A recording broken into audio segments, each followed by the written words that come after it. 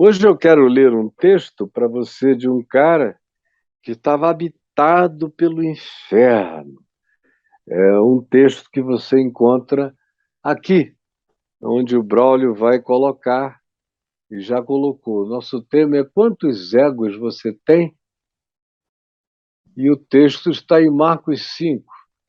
É a cura do endemoninhado gadareno, que é aquele homem que estava do outro lado do mar da Galileia, numa das 10 cidades chamadas Decápolis.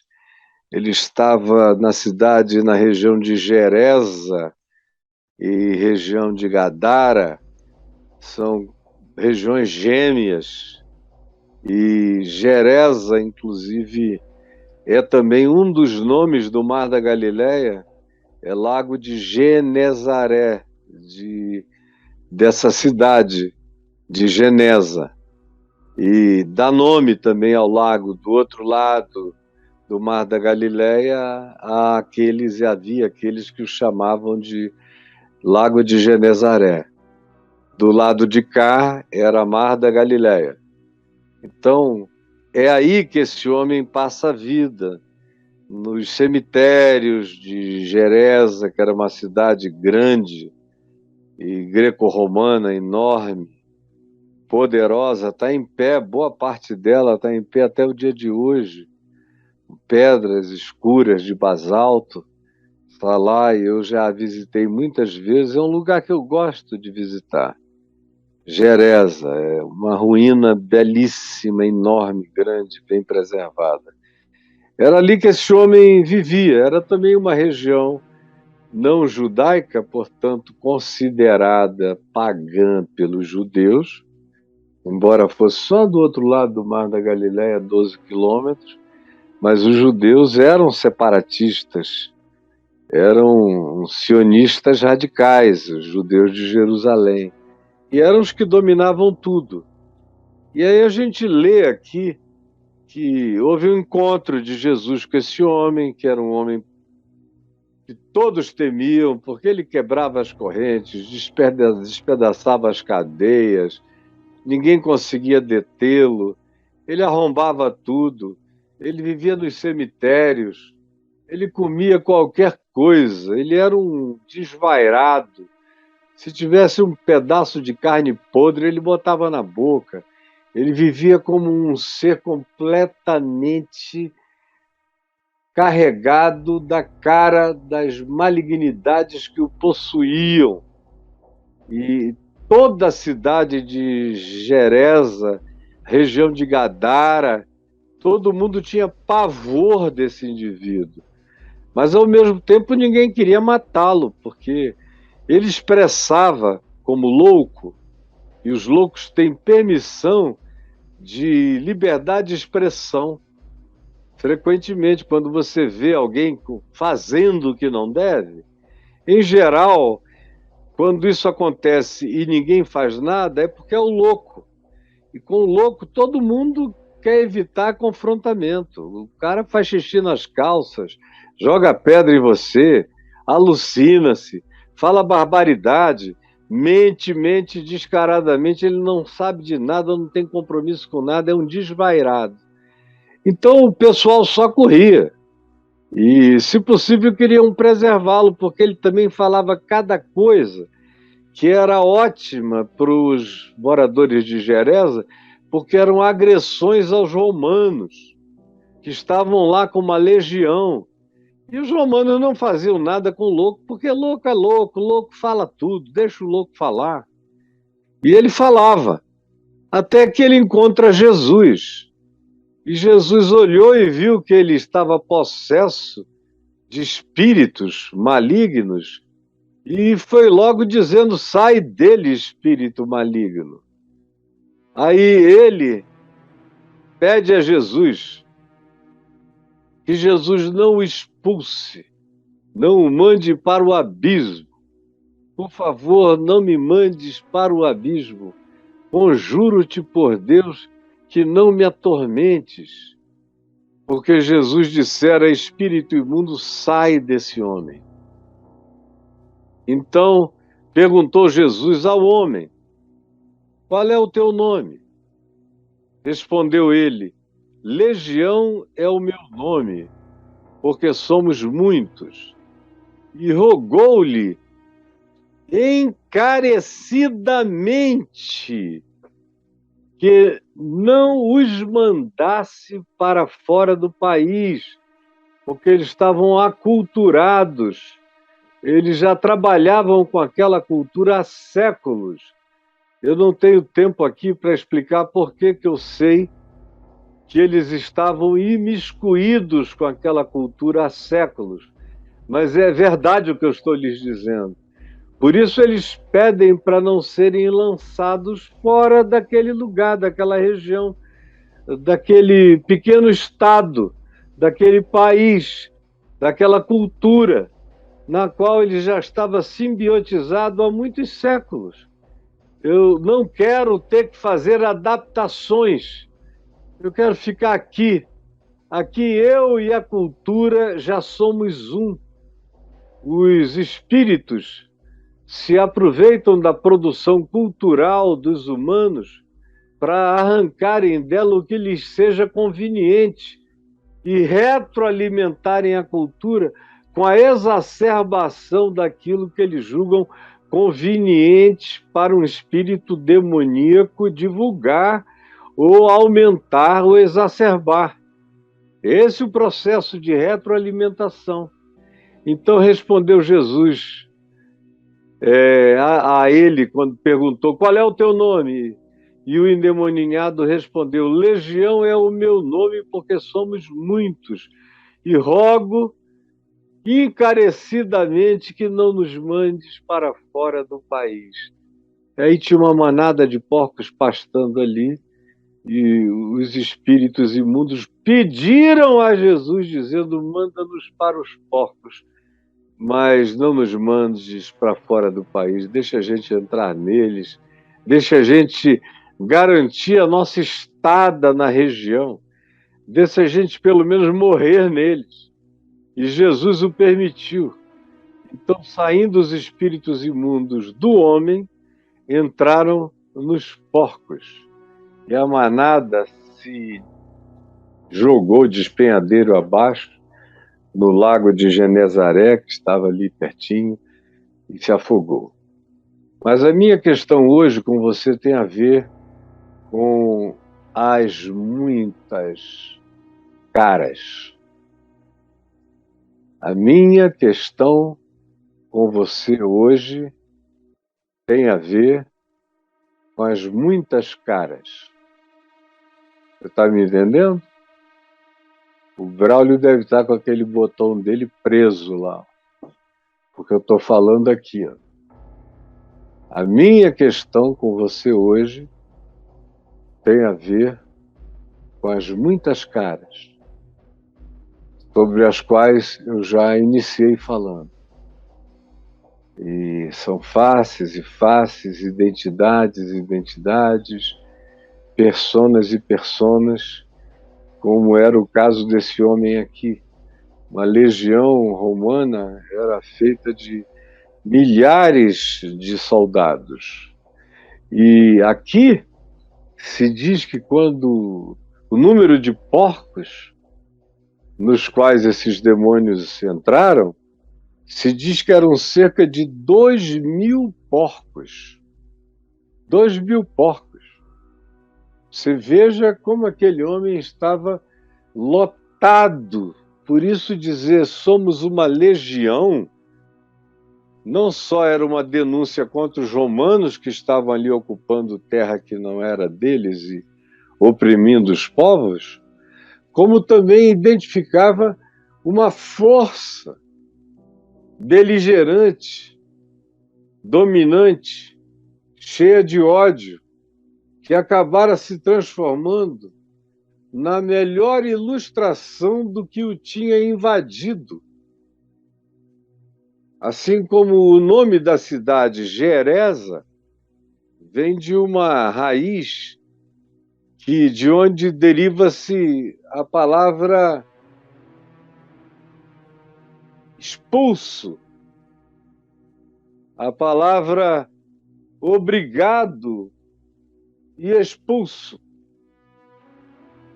O ger, que é a raiz original de gereza, vem daí, de modo que o homem era a própria expressão da raiz daquele significado, um ser preso, e que vivia sob catividade e que não tinha liberdade, no máximo as coisas eram expulsas, assim como era o povo dele há mais de 300 anos, a região de Decápolis vivia sendo expulsa, ora pelos Ptolomeus, ora pelos Seleucidas, mas expulso de um lado.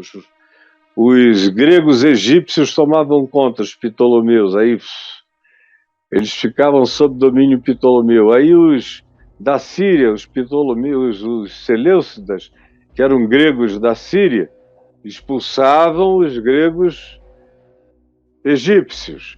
E isso durou 300 anos, esse conflito, para lá e para cá, e no meio, esse povo sendo trilhado, amassado, atropelado, de modo que houve uma introjeção de que, qual é o teu nome? É o expulso para lá, expulso para cá, expulso para lá, expulso para cá, dominado, controlado. O cara encarnava a história que ninguém tinha coragem de contar. Mas o fato é que ele estava tomado e possuído por aquilo que destruía, anulava e acabava a vida dele, a identidade dele.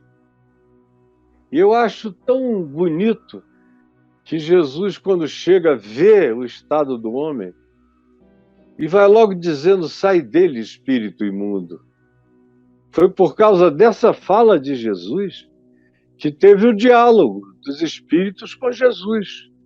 Se tu nos mandas sair, não nos mandes para o abismo, por favor, pelo amor de Deus. Para o abismo não, deixa-nos entrar nos porcos. A gente não quer sair desse país, dessa cultura, porque esta é uma cultura que se adaptou a nós. A coisa mais maligna que pode existir é quando uma cultura se torna completamente tomada pela pior expressão espiritual de malignidade. A pior expressão espiritual de malignidade é o que de pior pode acontecer a um povo. É quando está tudo impregnado, quando a sociedade foi tomada pelo medo. Geralmente isso decorre do medo, é aquele pânico. Pode acontecer ainda algo pior. Vivem sempre de medo em medo, de paranoia em paranoia, de agonia em agonia. E aí sempre aparece alguém que encarna esse espírito para a sociedade inteira. E cria-se uma relação mórbida entre esse grupo da sociedade e esse que encarna essa realidade da expressão contra aquilo que a sociedade teme de um modo geral. Quando aparece alguém que dá cara a isso, cria-se uma relação mórbida entre a sociedade e aquele que é o encarnador dessa expressão. Porque eles não querem ficar sem quem fale em nome deles o que eles achavam que não poderiam jamais expressar na presença dos romanos, que eram despóticos até a última expressão do despotismo. Então aquele cara era útil, inconscientemente útil, para todo mundo de Gadara, de Geresa e Gadara. Então o que acontece? Jesus pergunta qual é o nome dele. E aí está um diagnóstico maravilhoso, porque Jesus não vive perguntando o nome de endemoninhados aos quais ele liberta. Ele não vive perguntando esses nomes. É para esse homem que ele pergunta. É exclusivamente para esse homem. Não é como aqui entre nós que o pessoal faz anamnese de supostos demônios que são, na maioria das vezes, apenas histéricos. Aí ficam, qual é teu nome? Não sei o quê, você veio por quê? Esse papo furado. Jesus nunca teve, era sai dele, espírito imundo, e pronto. Neste único caso, é que ele pergunta qual é o teu nome, porque o caso era complexo. Aí Jesus sabe que aquele homem era um para-raio daquela região. Qual é o teu nome? E o homem diz Legião, aludindo aos romanos ali do lado. Legião é o meu nome. Eu sou o dominador dele, e sou como os romanos, uma legião dominando as expressões aqui. E Jesus não está nem aí para as legiões romanas, o que os romanos vão pensar, o que vão dizer. O cara disse que era uma legião e ele mandou a legião sair. Era um modo de dar recado também para os romanos. Essa notícia correu. O cara falou que era uma legião. E Jesus disse, sai. E a legião saiu correndo, entrou nos porcos. Fez a legião, associada aos romanos, entrar nos porcos, que se mataram jogando-se no despenhadeiro abaixo. Jesus definitivamente queria acabar com a expressão de engano e de multipersonalidade, multifacetamento, multipersonas que aquele homem encarnava às centenas e aos milhares. É um caso extremo de um indivíduo com todas as faces que ele quisesse apresentar no meio da sua sociedade. Aí você pergunta, mas Caio, o que isso tem a ver comigo? Eu pergunto, qual é a legião que você representa? Qual é a legião que você representa? Tem gente aqui que representa a legião ideológica, ficou tão jungido à ideologia, seja por uma adesão positiva que acabou engolindo você, e você se tornou você se tornou possuído pela ideologia, de modo que você luta e não consegue ficar livre. Você ficou preso num ciclo de ódios, raivas, brigas, desconstruções do outro, animosidade, um espírito de divisão, de facção, que você hoje tenta tirar, mas em poucos anos isso se instalou e se enraizou em você, de modo que hoje você sofre, mas não consegue ficar livre disso. Promete, mas quando vê já está na confusão. Isso vale para qualquer polo ideológico. Os polos, psicologicamente, são muito parecidos, do ponto de vista do arraigamento fanatizante que produzem. Eles podem até diferir no modo de tratamento, no modo de encaramento, no modo de propor o enfrentamento. Mas fanatismo, tanto faz de que lado seja, ele sempre vem com a exacerbação do exclusivismo do ponto de vista dele, sem capacidade de diálogo, ou de mesmo percebendo a loucura do outro, calar-se, silenciar e sair sem medo do que o outro diga. Ah, não aguentou brigar comigo. Deixa. É raro quando você tem alguém que tem uma convicção com esse tipo de educação pessoal, porque na maioria das vezes é endemoninhamento, fica possesso daquilo, possessos. E entre nós há muita gente possessa de espíritos ideológicos, apresentando as fisionomias ideológicas mais distantes possíveis do que seria a cara original dessas pessoas. São pessoas que ficaram irreconhecíveis. Irreconhecíveis para o pai, para a mãe, para os filhos, para os irmãos, para os amigos. Tem gente dizendo a você que você ficou irreconhecível, que você mudou demais. Aí você acusa elas, diz que elas é que não sabem de nada, que não leem os mesmos jornais de internet, de fake news que você lê do seu grupo fanatizante. E aí, por causa das informações mentirosas, você odeia quem não pensa do mesmo jeito, quem tem outra interpretação, quem sabe que não foi daquele jeito, quem lê outras coisas, ou mesmo quem seja parecido, só que do lado extremamente oposto, e que tem o mesmo espírito belicoso. Mas imagine se você está ou não está tomado por alguma coisa assim. Na maioria das vezes as pessoas não sentem. Não sentem. Há uma certa lucidez no possesso, neste possesso aqui de Marcos 5, do Gadareno ou Gerazeno, impressionante, porque ele sabe exatamente o que está acontecendo com ele. Quem é o teu nome? Embora sejam demônios falando, mas são demônios que falam exatamente o que estão acontecendo com ele.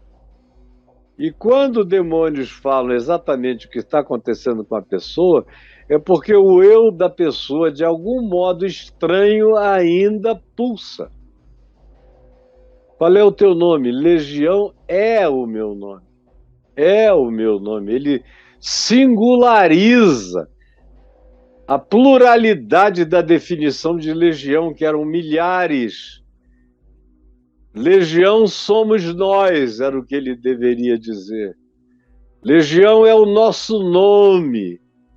Mas não, legião é o meu nome.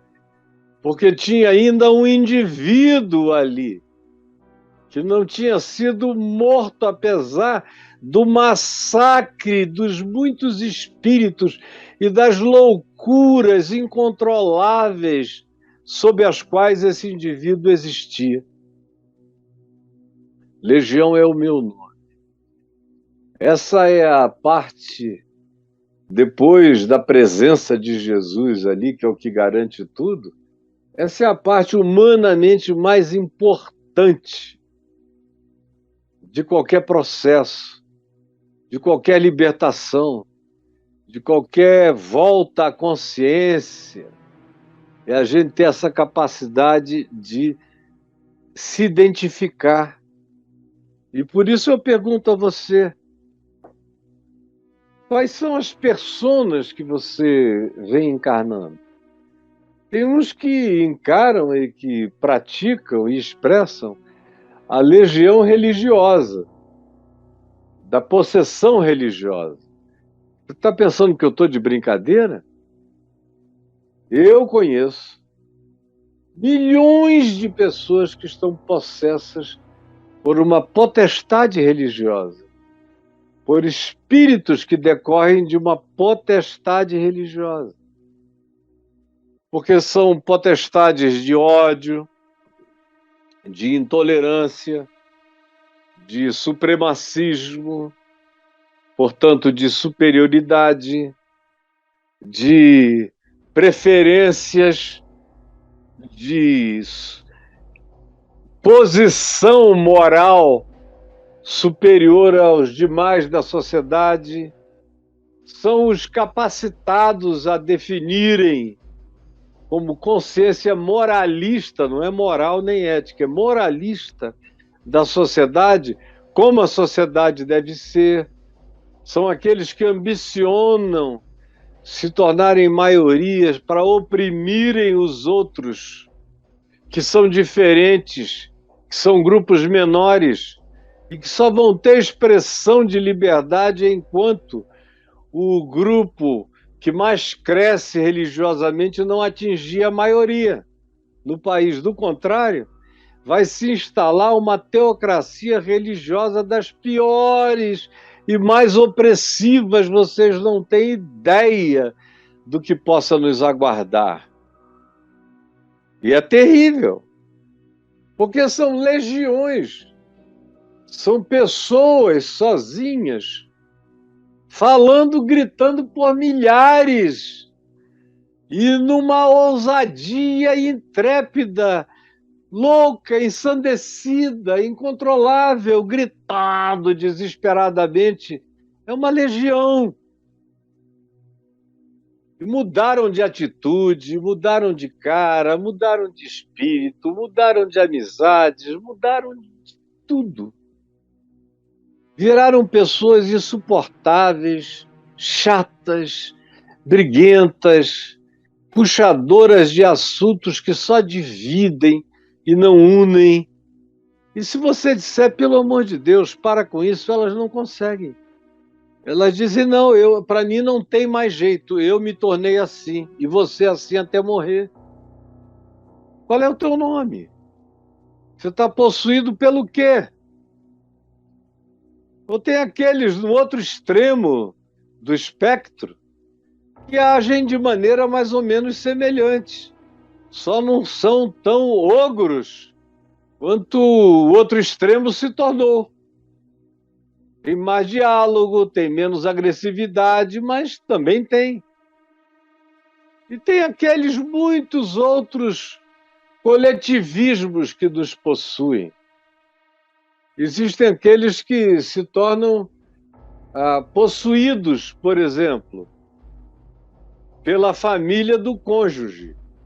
Eu conheço homens que eram de um determinado modo. Aí casaram com uma pessoa muito ligada à família. E depois de 5 anos, você já não reconhece mais aquela pessoa. Pode ser seu filho, mas ele mudou tanto nos últimos 5 anos que ele praticamente ficou possuído por outra cara, outra cultura, outra mente, outro espírito, outra atitude, outro modo de ser. E não foi para melhor, foi só diferentemente chocante. A mesma coisa acontece com mulheres. E sejam mulheres obrigadas pelos maridos e que não têm personalidade forte, que não têm identidade a ser afirmada, acabam sendo engolidas e depois não sabem mais nem quem são. Quando se divorciam, quando são abandonadas, ficam vazias, ocas, tentando descobrir quem eu sou, meu Deus, quem eu sou. Depois de 25, 30 anos de casamento, eu não sei mais quem eu sou. Quem pode me ajudar a descobrir quem eu sou? Eu recebo essa pergunta o tempo todo e mais. Recebo cada vez mais frequentemente. Aí você vê pessoas possuídas pelo espírito da ganância. Elas não conseguem mais pensar com outras categorias. Aquela condição e aquela determinação mental e aquele condicionamento de olhar não deixam a pessoa ver mais nada. É hiperfoco. É só aquilo, é só aquilo, é só aquilo. Ou então a legião de espíritos de sensualidade, de pulsão sexual, que não se controla. Vício sexual é um dos mais fortes que se pode experimentar. Mexe com toda a química da gente, de prazer. E quando você não pratica, ela abisma você na depressão. Você tem que se botar para cima, evocar todos os espíritos do excitamento, para que você sinta aquela droga correndo no seu cérebro, com aquela excitação de um tarado desgovernado, que é o prazer do cara sexualmente viciado, do homem, da mulher, sejam eles quem forem. E não importa o gênero que a pessoa assuma, isso não é doença de heterossexuais, é de qualquer um, de qualquer forma de sexualidade e expressão. E aí a gente pode sair multiplicando as possessões. Eu vejo gente, por exemplo, que é uma legião de autores acadêmicos. Uma legião. Você conversa com certas pessoas filosóficas, teológicas, cultas, acadêmicas nas suas áreas, e praticamente não consegue conversar com elas. Eu conheço muita gente culta nesse país, mas é frustrante o encontro com essas pessoas, porque você encontra e você acha que vai tomar um café, bater um papo, almoçar ou jantar, e a conversa é toda sobre autores. Você já leu fulano? Se você tiver lido, já leu toda a obra? Já leu o livro tal? O livro tal quase ninguém tem, eu tenho. Aí, ó, deixa eu te dizer o conteúdo do livro tal. Aí você ouve. Aí, rapaz, por falar nisso, tem também um outro livro de um autor tal, tal, que fala coisa parecida, um pouco diferente nisso, nisso, nisso. E se você ficar 3 horas com a pessoa, é só um discurso de biblioteca. De biblioteca. Imagina só quantos nomes eu tenho aqui na minha biblioteca, que está com a maioria das coisas em caixotes ainda, e outras umas em cima das outras, ou blocos de 3 grupos de livros aqui, 2 para trás ainda, não aparecem. Mas imagina só, se meu papo com vocês fosse citar autores, para confirmar o que eu digo, não sei quem diz isso, não sei quem disse aquilo, tal, tal, tal, não conseguem simplesmente dizer eu creio. Não fazem nunca a sua própria síntese. Não têm uma identidade de pensamento pessoal, de filosofia pessoal, de existencialidade definida pela sua própria convicção, não pelo caleidoscópio da opinião de milhares, mas pela minha síntese, minha, absoluta, e que eu tenho que falar a respeito dela, ela é minha. Ela não é absoluta porque ela não é fechada, ela está aberta, mas é absolutamente minha. Pouca gente tem essa coragem. E aí vão botando máscaras, botando máscaras, botando máscaras, projetando máscaras. Qual é o teu nome? Legião é o meu nome, é como aquela ilustração que a gente rodou aqui do início. Que eu não sei se vocês já viram, tá aí, ó, passando bem no rostinho da gente. Aí tem hora de botar, tem hora de tirar, tem hora de projetar. Não precisam ser caras diferentes, basta que a sua identidade mude. E aí, mesmo com a mesma cara, você apresenta outra pessoa, outra projeção, outra visibilização. Então, me responda. Qual é o teu nome? Porque assim como Jesus tirou esses espíritos que afogavam, que sepultavam, que faziam o ser daquele indivíduo ser um fóssil nele, com nenhuma chance de expressão, a não ser nesse dia fatal do encontro com Jesus, quando a indagação de Deus fez ele dizer: Legião é o meu nome, porque ele ainda era.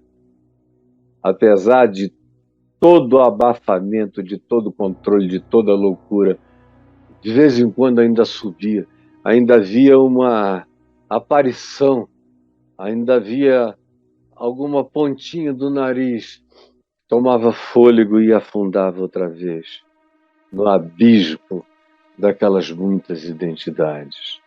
Eu pergunto a você, você não está, porventura, sofrendo de outras identidades, de outras assimilações, de outras absorções que você possa ter feito, e você foi absorvendo de modo que você nem percebeu como você mudou, como você foi para extremos estranhos, e como você, ao fazer isso, perdeu a pessoa mais importante da vida, que é você mesmo.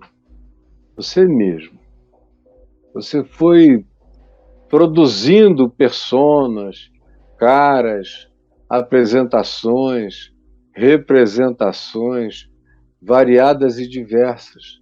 Porque tem aqueles seres que são legiões camaleônicas, que são aqueles que, para cada lugar, onde quer que cheguem, apresentem a cara do lugar.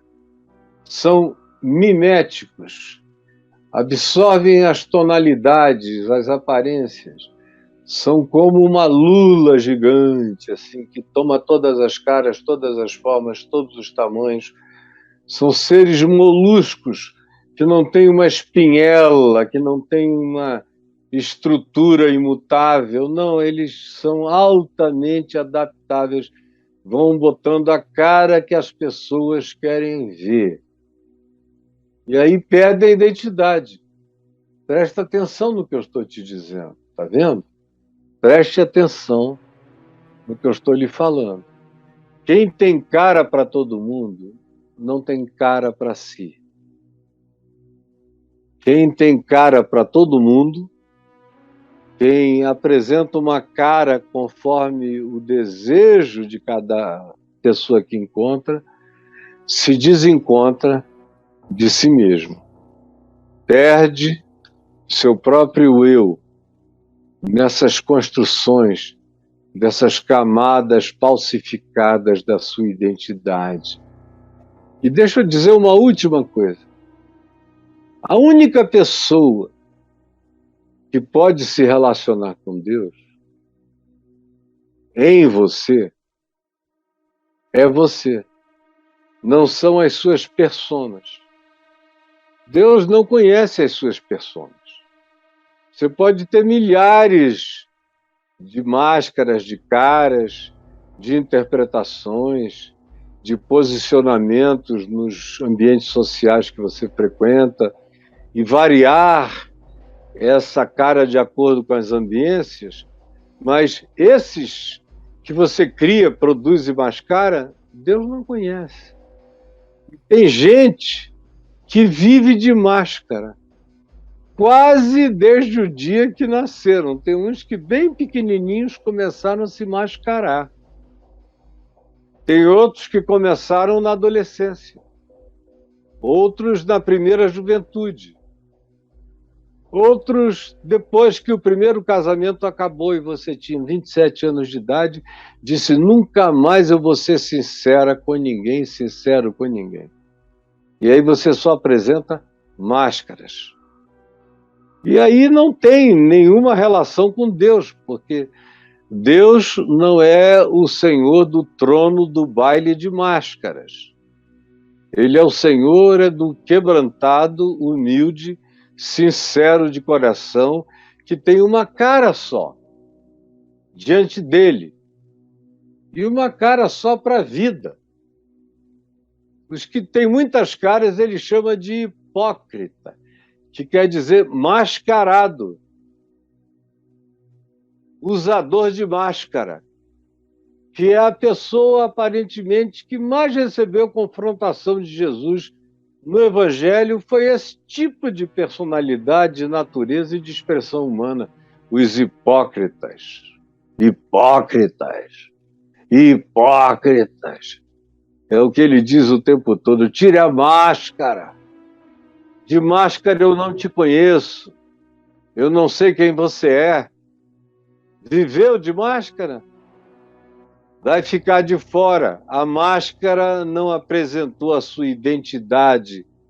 E a identidade da gente só é apresentada mediante a sinceridade, a verdade, o quebrantamento e a transparência do coração na presença de Deus e dos seres humanos. O resto é enganação religiosa, ou política, ou existencial, ou filosófica, ou psicológica, ou de qualquer natureza. Jesus, eu te peço que essa palavra simples dita aqui encontre algum lugar, gere algum impacto, produza aquele desconforto para a vida, aquela angústia que transforma, aquele arrependimento perturbador, mas que nos regenera, que cria uma regênesis, que muda o nosso estado mental e os nossos pensamentos e atitudes. É o que eu peço que o Espírito Santo realize, estendendo a mão, e que tu envie os teus anjos, distribuidores de dons, de graças e de socorros sobre as vidas de todos aqueles que invocam o teu nome em espírito e em verdade. É o que eu te peço em nome de Jesus. Amém.